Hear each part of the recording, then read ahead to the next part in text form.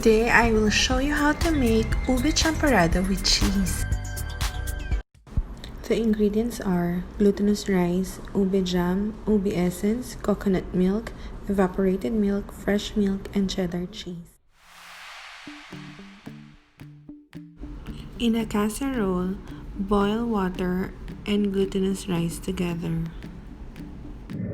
On a separate saucepan, boil together your fresh milk, coconut milk, and evaporated milk.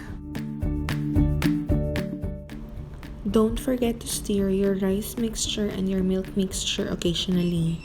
Now you might wonder why 3 different types of milk. Hindi ko rin alam. Charot! Anyway, coconut milk to give a unique flavor, evaporated milk to give dense and creamy taste, and we are not putting sugar kaya yan ay parang magpapatamis. And of course, fresh milk because why not? Anyway, this is just my experiment that turned out okay, so I am sharing you this recipe. Next, put a few drops of your ube essence to your milk mixture and continue stirring. Kanina na medyo parang maluluto na siya, pinatay ko muna tong pan and kinover ko muna. So parang nagsaim lang ganyan. Ito na yung kinalabasan niya. Then, ililipat natin yung mixture, yung milk mixture dito. And haluin natin ang haluin. Then, ilalagay na natin yung ube jam. Guys, experiment ko lang to. Wala talaga akong proper na knowledge kung paano siya gawin. In other words, nagmamagaling lang ako. Now, pour your milk mixture into your rice mixture.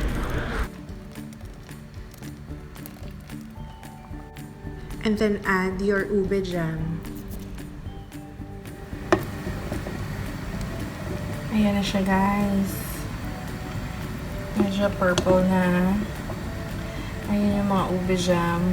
So, kailangan itunaw. And halo lang ang halo. Medyo hindi clear yung color. But it's purple in real life. So, I added a few more drops of ube essence for the color purposes. Yan, it's so pretty. Yan, sige. Constant halo lang, guys. Put the grated cheddar cheese on top of your finished product. Ta-da! Masarap siya, lalo na on a cold weather. I hope you like this video, and if you do, please give it a thumbs up. Also, please try this recipe and comment down below if you did or if you are planning to. Don't forget to subscribe and click the notification bell so you'll get notified when I upload a new video. Always remember, just cook it. Till my next video, ta-ta!